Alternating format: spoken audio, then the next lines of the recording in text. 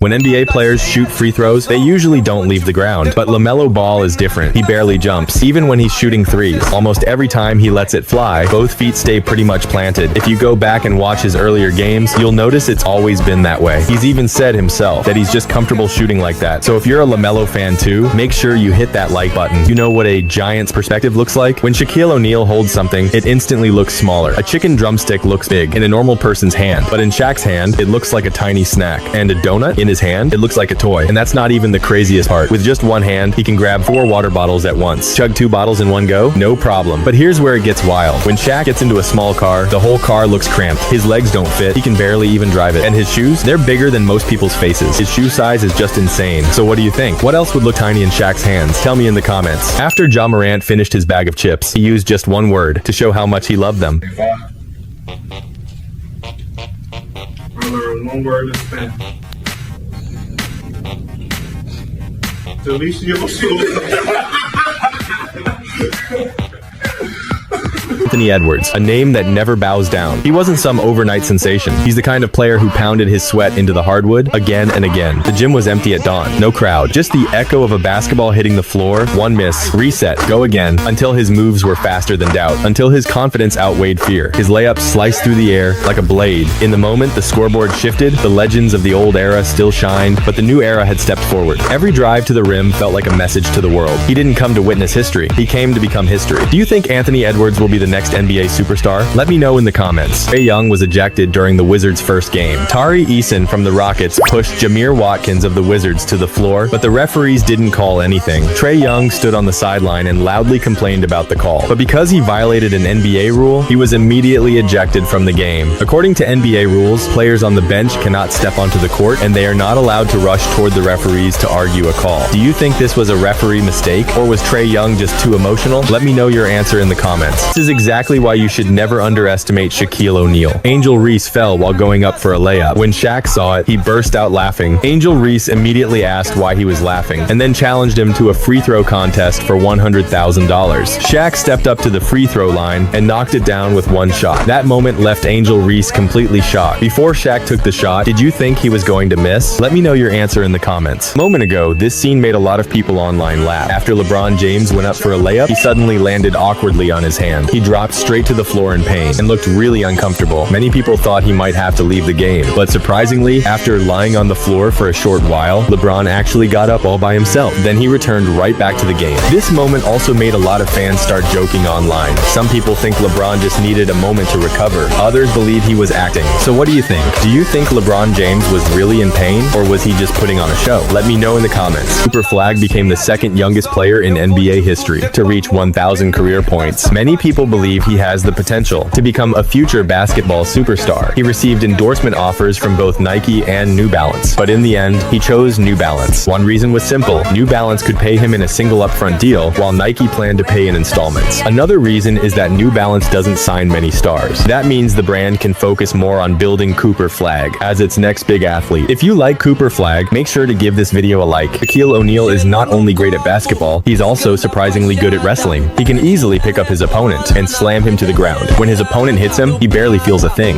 Then he quickly turns around and pins his opponent in the corner. He can even take on several wrestlers all by himself. What do you think about Shaq's wrestling skills? Let me know in the comments. Michael Jordan once said, "There's only one man in the world he truly admires, Shaquille O'Neal." So what did Shaq do that even the greatest of all time had to show respect? 3 things, and each one hits you right in the heart. But that last one will blow your mind. First, one day Shaq walked into a hospital in Atlanta. No press, no cameras, just him. He went straight to the billing office, pulled out his checkbook, and paid off $1.3 million in hospital debt for 15 families. No speech, no attention, just pure kindness. When Jordan heard about it, he said, "That moment meant more than any championship game." Second, after Kobe passed away, Shaq quietly donated $500,000 to Jordan's foundation. On the check, he wrote just one line, "From one brother to another." Jordan saw it and his eyes filled with tears. Third, Shaq spent his own money to build 8 schools across America, all of them in low-income neighborhoods, costing over $12 million of his own cash. Later, Jordan said in an interview, "That's the kind of giant I truly respect, not just on the court." Now you know why Jordan said what he did, and if you think Shaq truly deserves the word legend, drop it in the comments. Shaq the legend.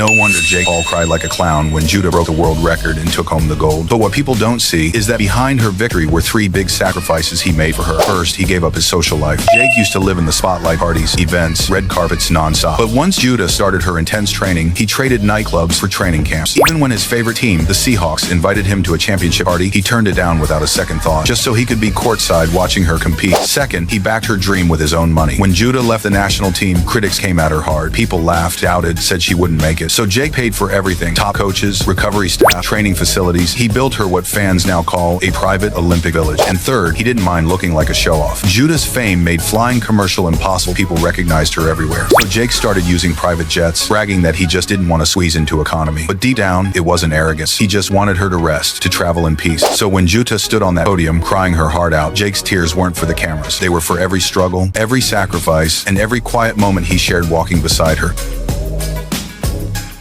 Why did Scottie Pippen suddenly marry a 70-year-old woman in 1994? When the news broke, people thought he had lost his mind. His family questioned him. Even Michael Jordan didn't get it. But a few years later, some of those same people wished they had seen the play coming. Jordan once joked about it. He said he battled in the league for 20 years and still might not have made what Pippen pulled in during one stretch. The woman wasn't just wealthy. She was the widow of a Chicago powerhouse. Her fortune was massive. Her name was Margaret. Her net worth was staggering. She had no clear heir, but she had a mountain of money waiting for the right name. The story started with a chance meeting. They crossed paths in a coffee shop. A short conversation turned serious fast. Margaret made it simple. Marry her and the future could be his. At that time, Pippen was frustrated with contract talks. He felt underpaid and overlooked. He knew opportunities like this. Do not circle back twice. He didn't stall. He weighed the upside and the risk. Then he said yes. The wedding was quiet. No big celebration. No packed guest list. Just lawyers and paperwork. It felt more like signing a deal than starting a romance. Margaret was sharp and prepared. The agreement came with strict conditions. If she passed away within 5 years of the marriage, Pippen would receive only half of the estate. The marriage lasted 4 years. Then everything changed. You know who the craziest pastor in NBA history really is? Most people would probably say Magic Johnson, Steve Nash, maybe Chris Paul. Sounds right, doesn't it? But the truth is none of them. Even Michael Jordan once said, his passes still haunt me in my dreams. This guy averaged less than 3 assists a game in his entire career. But the way he moved the ball was something from another planet. He didn't earn respect through stats. He did it through pure chaos and genius. Most of his assists didn't even show up on the scoreboard. He'd bounce the ball off a referee's back, and somehow it would land perfectly in his teammate's hands. He'd bend down like he was tying his shoes, then flick the ball with his heel, and it would fly straight to a teammate like it had GPS. Sounds like a magic trick, right? But every bit of it was real. Coaches later used slow motion footage to study him and found that nearly 75% of his turnovers were actually highlight-level passes. LeBron James even joked you'd need a quantum physicist to figure out his passing angles. And here's the wildest part. He still holds the record for 0 assists in the playoffs. Not because he couldn't pass, but because his passes were so wild, his teammates froze and forgot to shoot. Things got so ridiculous that the league had to step in. They actually made a new rule: no seagull noises during inbound passes. Yeah, that was his secret signal. So now the question is, do you know who he is? Why did Mac Hollins show up at the 2026 Super Bowl barefoot, wearing handcuffs and shackles? The meaning behind that look is way deeper than you think. He's actually been a barefoot guy for years. It's not for attention, it's his lifestyle. For almost a decade, he's gone everywhere without shoes. Even in the snow or stepping on broken glass at a restaurant, he just doesn't care. But this time, it wasn't just a habit, it was a statement. He wrapped himself in chains, put on a Hannibal-style mask, and every detail meant something. First, being barefoot with chains represents control and focus. He turned the feeling of being restrained into mental armor before the game, like saying, you can hold my body, but you can't cage my fire. Next, the prison look was a tribute to his team's warrior spirit. The coach is famous for shouting, "Warriors, come out to play." Mac used this outfit to show how fighters break free and stand together. It wasn't just fashion, it was attitude. And finally, there's an Easter egg. This year's Super Bowl was held at Levi's Stadium in Santa Clara, California, about 50 miles from Alcatraz Island. So the prison outfit, a clever nod to a local landmark. Some say he's crazy, others say he's a genius. But one thing's for sure, he stole the show that night.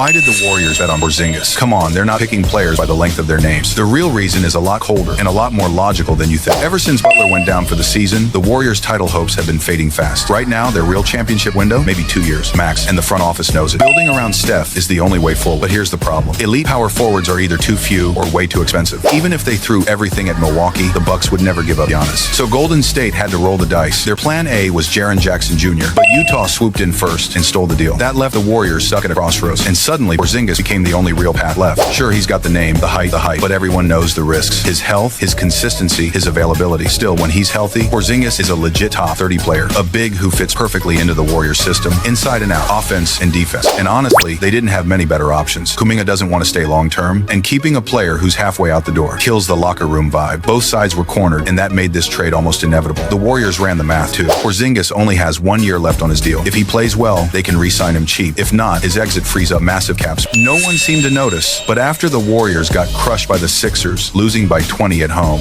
Giannis made three big decisions in his mind. First, the Warriors are done. With Curry injured, this team's got no soul left. At 38, he just can't carry a championship dream anymore. Sure, the Warriors have a massive market, and for Giannis, who supports his whole family, that matters. But to him, money isn't number one, winning a title is. Second, he's seriously thinking about the Timberwolves offer. Playing next to Anthony Edwards really excites him. And credit to Minnesota, they're all in, even willing to put Reed and Randall on the table. But there's one problem, the cold. That place feels just like Milwaukee, both in weather and in market, icy and quiet. Third, Giannis still wants to go back east. The West is just too stacked. Almost every top 6 team is a title contender. Breaking through there, nearly impossible. In the East, it's a different story. The path to the finals is way smoother. He's 31 now. Every season counts, every game matters. Between chasing comfort and chasing a ring, where will Giannis go next? Maybe we'll find out soon.